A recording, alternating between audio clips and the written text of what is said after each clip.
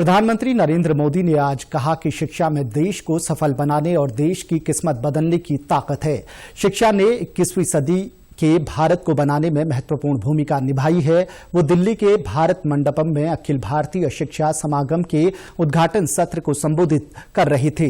इस मौके पर प्रधानमंत्री ने 6,707 स्कूलों के लिए प्रधानमंत्री स्कूल फॉर राइजिंग इंडिया यानी PMSHRI योजना के तहत 630 करोड़ की पहली किस्त जारी की। पीएम मोदी ने देश की विभिन्न भाषाओं में प्रकाशित पाठ्य पुस्तकों का भी लोकार्पण किया। प्रधानमंत्री ने कहा कि राष्ट्रीय शिक्षा नीति में स्थानीय भाषाओं में शिक्षा को बढ़ावा देकर छात्रों को भाषा के आधार पर नहीं बल्कि उनकी योग्यता और प्रतिभा के आधार पर आकलन किया जा रहा है, जिससे उनके साथ वास्तविक न्याय हो रहा है। सामाजिक न्याय की दिशा में भी ये एक महत्वपूर्ण कदम है।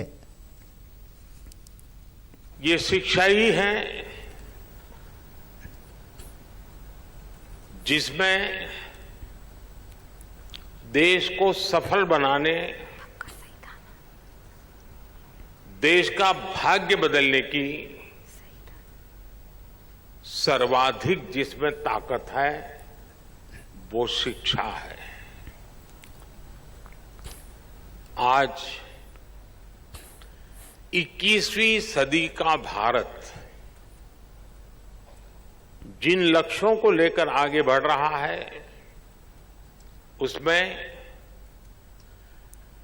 हमारी शिक्षा व्यवस्था का भी बहुत ज्यादा महत्व है। नई शिक्षा नीति के 3 साल पूरे होने के मौके पर प्रधानमंत्री ने शिक्षकों और स्कूलों की भूमिका की सराहना की और कहा कि पिछले 3 वर्षों में NEP को मिशन मोड में लागू किया गया है और बहुत जल्द राष्ट्रीय पाठ्यक्रम ढांचे को लागू किया जाएगा। देश भर के सभी CBSE स्कूलों में एक जैसा कोर्स होगा और 22 भारतीय भाषाओं में किताबें प्रकाशित की जा रही हैं।